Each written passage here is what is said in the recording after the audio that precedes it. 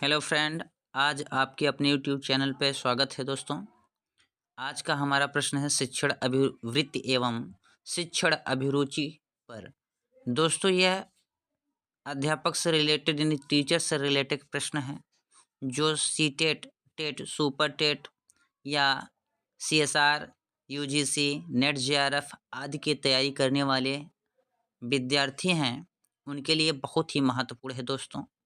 आइए हम देखते हैं हमारा आज का पहला प्रश्न। पहला दिया है दोस्तों, अध्यापक के लिए सबसे मूल्यवान क्या है?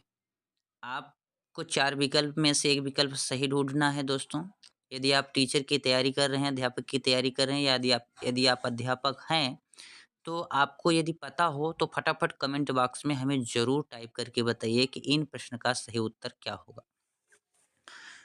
तो आप देख सकते हैं दोस्तों, अध्यापक के लिए सबसे मूल्यवान क्या है? पहला उसकी नौकरी होती है या उसकी गरिमा एवं मर्यादा होता है या छात्रों का विश्वास होता है या उसके शिक्षण के प्रति आस्था होता है। इसके प्रश्न के कहने का मतलब है कि जो अध्यापक होता है उस अध्यापक का सबसे मूल्यवान चीज होता क्या है दोस्तों? उसकी नौकरी होती है, कुछ उसकी गरिमा मर्यादा होता है, कुछ छात्रों का विश्वास होता है कि शिक्षण के प्रति आस्था होती है।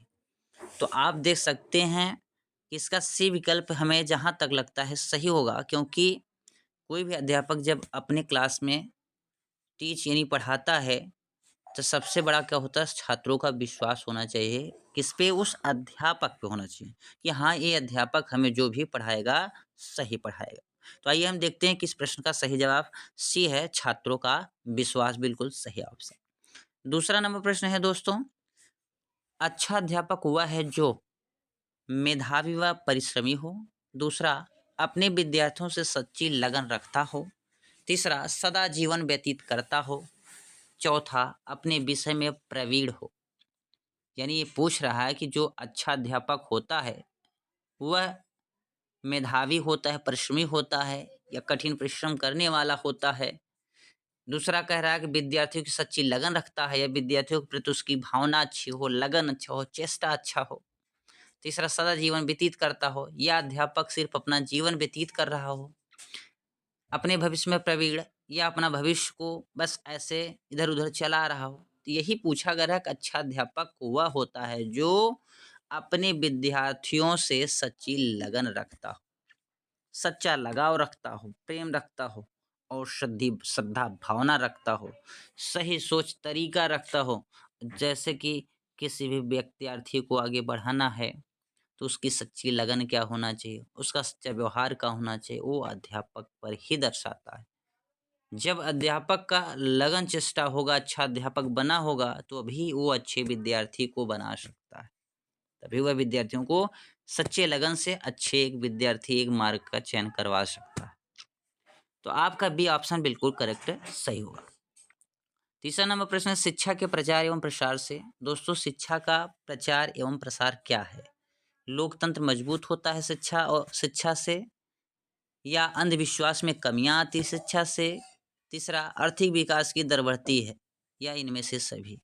तो आप बता सकते हैं शिक्षा का प्रचार एवं प्रसार क्या होता है? ये सभी होते हैं। डी ऑप्शन बिल्कुल करेक्ट होगा। यदि आपके पास शिक्षा है, प्रचार प्रसार है, तो आप लोकतंत्र को मजबूत भी कर सकते हैं। जो अंधविश्वास में फंसे हुए लोग हैं उनको बाहर भी निकाल सकते हैं, उन कमियों को दूर भी कर सकते हैं। आर्थिक विकास की दर को मजबूत कर सकते, बढ़ावा दे सकते, यानी इनमें से सभी आप कर सकते हैं। डी ऑप्शन बिल्कुल करेक्ट हो। चौथा नंबर प्रश्न है दोस्तों, आप स्कूल के बाहर अपने किसी छात्र से किस प्रकार से व्यवहार करेंगे? जैसे आप हैं स्कूल के बाहर, अपने किसी भी छात्र से, कोई छात्र आपसे मिलता है तो उससे उसके साथ कैसे पेश आएंगे, कैसा व्यवहार होना चाहिए आपका? पहला है अजनबियों की तरह। दूसरा है उससे बात करना पसंद नहीं करेंगे।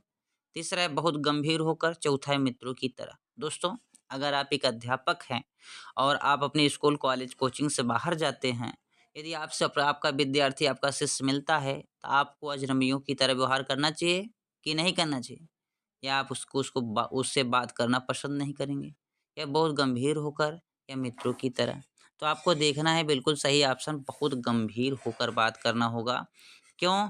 क्योंकि शिष्य जो होता है आपके छात्र जो होते हैं चाहे वो बाहर मिले, चाहे आपके स्कूल में मिले, उनसे हमेशा आपको बहुत गंभीर होकर ही बात करना चाहिए, धैर्यपूर्वक होकर ही बात करना चाहिए। अपनी गंभीरता खोना नहीं चाहिए, इसलिए इसमें सही विकल्प आपका सी होगा, बहुत गंभीर होकर। 5वां नंबर प्रश्न है दोस्तों, शिक्षण क्या है? अब आपसे पूछा जा रहा है शिक्षण क्या है? एक कौशल है कि एक कला है कि एक क्रिया मात्र है, एक तपस्या है? तो दोस्तों शिक्षण क्या है? आप देख सकते हैं शिक्षक एक कौशल होता है। अब कौशल का मतलब क्या है? कला का मतलब क्या है? मात्र का मतलब, तपस्या का मतलब मैं आपको समझा रहा हूँ। शिक्षण क्या है? शिक्षण दोस्तों अगर आपके पास शिक्षण है तभी आप कुशल बन सकते हो। यानी आपके अंदर काबिलियत आ सकती है, आपके अंदर गुण आ सकता है, आपके अंदर सच्ची भावना हो सकती है। यानी आप स्किल कर सकते हैं, डेवलपमेंट कर सकते हैं, आप एक कौशल बन सकते हैं। शिक्षा एक कला नहीं होती है दोस्तों, शिक्षा एक कला नहीं होती है। शिक्षा एक मात्र क्रिया मात्र है, शिक्षा एक कोई क्रिया कार्य करने वाला चीज़ नहीं होता। एक तपस्या कोई एक तपस्या नहीं है कि हम तपस्या कर लें और पूरी जीवन हम पूरे देश पे राज चलाएँ। इसलिए शिक्षण एक कौशल होता है। ये बिल्कुल सही जवाब होगा। शिक्षा तभी सार्थक होगी जब ये पाठ्यक्रम केंद्रित हो, छात्र केंद्रित हो, रोजगार केंद्रित हो, समाज केंद्रित हो। इसके कहने का मतलब ये है दोस्तों कि शिक्षा तभी सार्थक होगा जब छात्र केंद्रित हो। यानी शिक्षा लेने के लिए छात्रों को भी चेष्टा होनी चाहिए, लगन होना चाहिए, तभी आप शिक्षा को सार्थक बना सकते हैं। इसलिए बी ऑप्शन बिल्कुल करेक्ट सही होगा। 7वां नंबर प्रश्न है दोस्तों, शिक्षण की समस्याओं को हल करने का दायित्व किसका है? दोस्तों इसके कहने का मतलब है कि शिक्षण है जो, इन समस्याओं को हम कैसे हल करें, इसका मुख्य भूमिका क्या है, इसकी दायित्व क्या है? तो कह रहा प्रधानाचार्य का, शिक्षकों का, सरकार का, शिक्षाविदों का। तो शिक्षण की समस्याओं को हल करने का दायित्व शिक्षकों का होता है। जो भी समस्या हो शिक्षण में उसको हल कराए, उसको आगे बढ़ाने का कार्य शिक्षक ही करता है। बी ऑप्शन बिल्कुल करेक्ट सही जवाब। 8वां नंबर प्रश्न है दोस्तों, शिक्षक की योग्यता एवं आचरण का सबसे अच्छा मूल्यांकन करते हैं। एक शिक्षक है, उसकी योग्यता क्या है और उसका आचरण क्या है, सबसे अच्छा मूल्यांकन यही करता है कि उनके अंदर की आचरण, उनके अंदर की भावना और उनकी व्यवहार कुशलता तथा उनकी योग्यता। किस पे? उनके प्रधानाचार्य पर, उनके शिष्य के, समाज के संभ्रांत लोग, विशेषज्ञ। तो इसमें देख सकते हैं उनके शिष्य का। दोस्तों शिक्षक की योग्यता एवं आचरण का सबसे अच्छा मूल्यांकन कौन होता है? उनके शिष्य होते हैं। यानी कि एक शिक्षक है चाहे जितना ज्ञानी हो, बट उसका आचरण सही नहीं है। जब आचरण नहीं सही होगा तो ज्ञानी हो नहीं सकता। वो अज्ञानता का ही, आचरण विहीन का ही शिक्षा देगा, किसको? शिष्यों को। इसका मतलब है कि बी ऑप्शन बिल्कुल सही होगा, उनके शिष्य। अगला प्रश्न है 9वां नंबर दोस्तों, आपके विचार में शिक्षा का उद्देश्य होना चाहिए। शिक्षा ग्रहण करने के बाद नौकरी मिलना, छात्रों की मानसिक योग्यता का विकास, छात्रों को साक्षर बनाना, बालकों का सर्वांगीण विकास। दोस्तों इसका प्रश्न का कहने का मतलब ये है कि आपके विचार में शिक्षा का उद्देश्य क्या होना चाहिए? तो आप जवाब दे सकते हैं बालकों का सर्वांगीण विकास। यानी हमारा जो विचार होता है कि हम शिक्षा क्यों लेते हैं, शिक्षा लेकर करेंगे क्या? तो शिक्षा जो बालक होता है उसके सर्वांगीण विकास करने के लिए होता है, कि जिस बालक के अंदर शिक्षा होगी तो वह बालक विकास करेगा, आगे बढ़ेगा। इसलिए डी ऑप्शन बिल्कुल सही जवाब होगा। 10वां नंबर प्रश्न है, पाठ्यक्रम निर्माण में किस बात को मुख्य रूप से ध्यान में रखना चाहिए?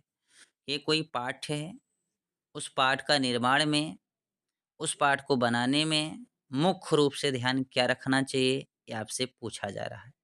शिक्षा के उद्देश्यों को, छात्रों की आवश्यकताओं, रुचियों एवं योग्यताओं को, शिक्षण अनुसंधानों को, या ए और बी दोनों।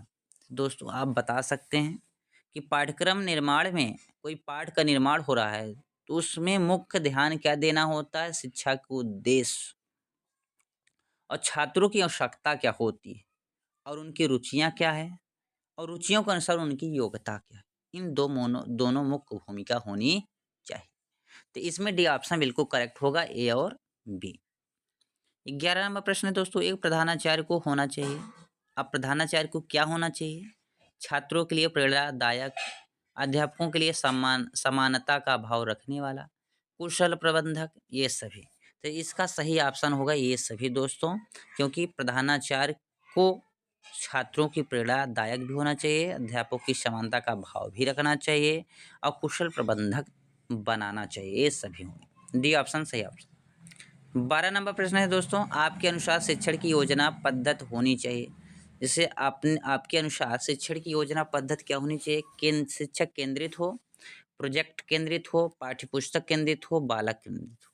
इसमें सही ऑप्शन होगा बालक केंद्रित, यानी शिक्षण की योजना पद्धति बालक के ऊपर ही निर्भर होती है।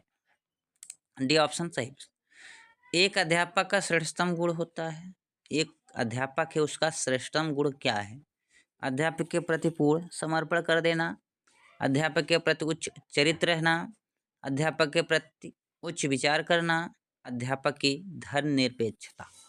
दोस्तों, एक अध्यापक का श्रेष्ठतम गुण होता है कि अध्यापक के प्रति पूर्ण समर्पण कर देना। ए विकल्प बिल्कुल सही ऑप्शन। 14 नंबर प्रश्न है दोस्तों, अध्यापक मुख्य रूप से किसके प्रति जवाबदेह होता है? समाज तथा छात्रों के प्रति, प्रधानाचार्य के प्रति, अभिभावकों के प्रति, सरकार के प्रति। तो अध्यापक का मुख्य रूप से समाज तथा छात्रों का प्रति जवाबदेह माना गया है। ये विकल्प बिल्कुल करेक्ट है, सही जवाब। 15 नंबर प्रश्न है दोस्तों, कह रहा है कि ग्रामीण अंचलों में बच्चों के स्कूल में भागने तथा पढ़ाई छोड़ने का कारण क्या है? जैसे कि ग्रामीण में कोई स्कूल है, उस स्कूल में बच्चे छोड़कर भाग जाते हैं, उसका क्या कारण हो सकता है? स्कूल का नीरस वातावरण, छात्रों की बाल सामरिक बनाने को लालसा, छात्रों का अध्यापक से डरना, ये सभी। तो इनमें सही होगा दोस्तों स्कूल का नीरस वातावरण। अगर वातावरण स्कूल का सही नहीं होगा, स्वच्छ नहीं होगा, रेगुलेशन नहीं होगा, नियम कानून नहीं होगा, तो बच्चे वहाँ से टूट ही जाएंगे, वहाँ से भाग ही जाएंगे, उस स्कूल को छोड़ ही देंगे। दोस्तों, यह मेरा टोटल 15 प्रश्न है। यदि यह प्रश्न आपको अच्छा लगा हो तो आप इसे लाइक, सब्सक्राइब, शेयर ज़रूर करें दोस्तों, और ऐसे ही वीडियो मैं आपको काफ़ी ज़्यादा लाता रहूँगा।